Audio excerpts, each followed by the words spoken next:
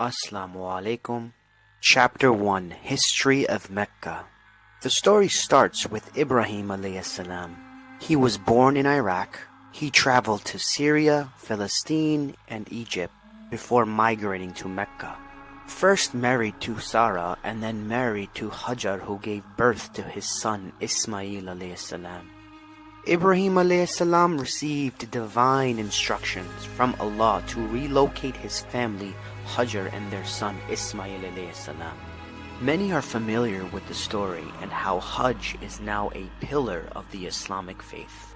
Ibrahim alayhis salam and his family left Egypt and traveled thousands of miles away from Egypt. They passed places where there were water and trees only to stop at a barren place uninhabited. This place is now known as Mecca. This is where the legendary story of Zamzam water is formed when Hajar ran back and forth 7 times looking for help. Allah answered that call and helped with the spring of Zamzam water. Ibrahim alayhis salam later came back to this area to build what we now know as the Kaaba in Mecca. Zamzam water was later lost, only to be found once again centuries later by the grandfather of Muhammad sallallahu alaihi wasallam. What does this teach us today?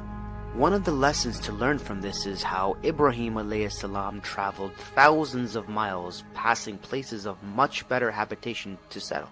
Ironically, Mecca was once a barren place. Think of the value Mecca has today.